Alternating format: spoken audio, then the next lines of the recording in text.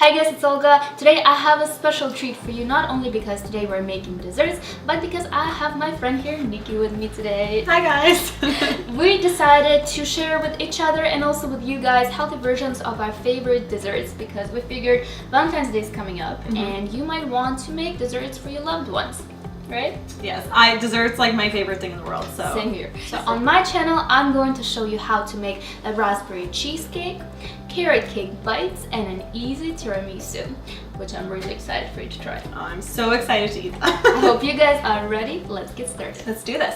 The first dessert we're going to make is my raspberry cheesecake cups. For the crust, you will need almonds, dates, some vanilla, and sea salt. First, you want to soak your dates in hot water for a couple of minutes. This helps your food processor to blend them easier. Next, place almonds in your food processor and process until they become ground. By the way, all of the desserts that I'm going to show you today do not require baking. I personally love making no-bake treats. I think they're so easy. Once the almonds are ground, add the rest of the crust ingredients and process for 1 to 2 minutes until well combined. This is the consistency that you're looking for. Your crust should be sticky.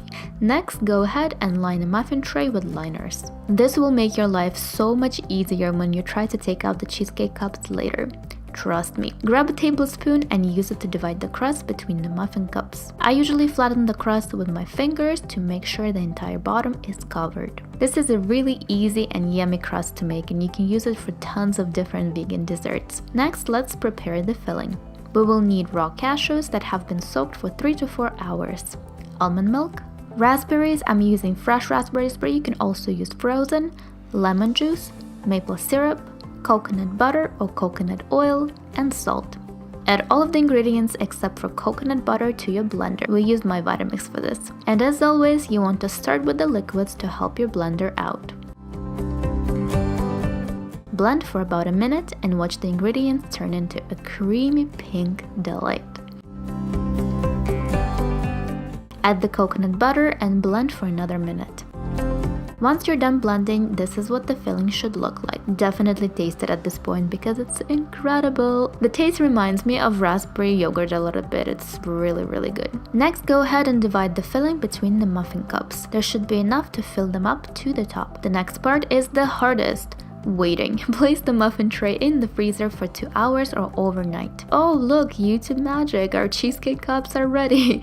Take the liners off while the cheesecake cups are still frozen. This is what they look like when they're done. Really cute. Place the cheesecake cups on a plate and let them defrost for about 15 minutes. Then give them a try. We didn't wait long enough, so the cheesecake was still a bit frozen, but it was really delicious. I was never really a fan of the traditional cheesecake, but once I tried the raw vegan version, I became obsessed. Try making this cheesecake with different berries. Use whatever you like, they will all work really well. Moving on to the next dessert that Nikki and I made, which is my carrot cake balls. The ingredients that you will need are carrot, of course, nuts. I'm using a combination of almonds and walnuts, shredded coconut, dried currants, or you can also use raisins, maple syrup, and coconut oil. For the spices, we also added cinnamon, ginger, and nutmeg. First, grate the carrot. I usually use a fine grater for this recipe. Then add the nuts to your food processor and process until ground. Next, go ahead and add the rest of the ingredients except for the carrot and process until well combined. As always, I included the measurements and directions for these recipes on my website at fablunch.com. The link to that blog post will be in the description. Finally, add your shredded carrot and process one more time until all of the ingredients are well combined. This is how it turns out. It might not look so appetizing right now, but trust, it is super yummy. Grab a dish and line it with parchment paper. We're going to roll our dough into balls and coat them with shredded coconut.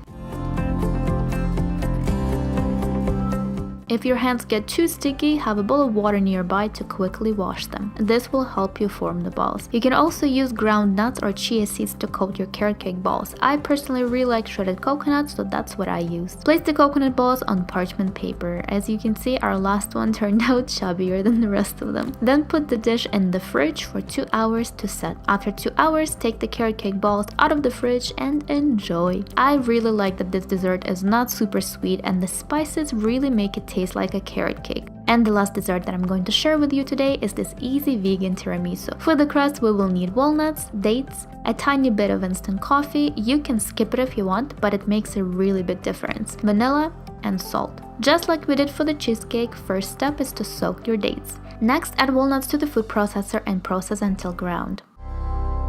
Then add the rest of the crust ingredients and process again. The crust is ready. Before I make the filling, I put the crust just like this in the fridge for 10 minutes or so. This will make it a little bit more manageable and easier to place in the mason jars. Now let's make the filling. We will need raw cashews, no need to soak them, soy milk, maple syrup, melted coconut oil, vanilla, and salt. Place all ingredients in your blender starting with the milk. You guys know the drill. And I know you're going to ask if you can substitute soy milk with something else. Unfortunately, no. If you use another non-dairy milk, your filling won't turn out as thick as you need it to be. Blend for about 2 to 3 minutes until you reach a creamy consistency. This filling tastes so similar to the actual mascarpone filling. It's pretty incredible. To assemble our tiramisu, we use these small mason jars. These are 4-ounce mason jars that worked perfectly for this recipe. Take the crust out of the fridge and divide it between 6 mason jars. Flatten it with your fingers or a spoon. This is how much I usually put in each mason jar. Now that all 6 mason jars have the crust in them, we can add our tiramisu cream filling. Next, place the mason jars in the freezer for 15 minutes to set. After 15 minutes, take them out and dust some cacao powder on top. I also like to decorate them with a few coffee beans. This is optional, but I think it looks really nice. Now let's place the mason jars in the fridge for about 6 hours. Yes, a very long time, but it's so worth it. I hope you're ready to try this deliciousness. Oh yeah, this dessert is so rich. I think it might be my favorite out of the 3. And it tastes very similar to the traditional tiramisu. Everyone who tries it is always surprised. Thank you guys so much for watching. I hope that you enjoyed this video. If you did, make sure to give it a thumbs up, and if you want even more healthy desserts, make sure to head over to Nikki's channel because we also made a video there. I'll have the link for you in the description. Nikki, do you want to tell us what we made? Yeah, over on my channel, we made a double chocolate cake, a creme brulee, and a blueberry lemon crisp, and all 3 of them are vegan friendly, gluten-free, and really delicious. Yummy, yummy. Make sure to check that video out because the desserts that we made were amazing. So I hope you guys again enjoy this collab. We love you very much and we'll see you very soon. Bye. Bye guys.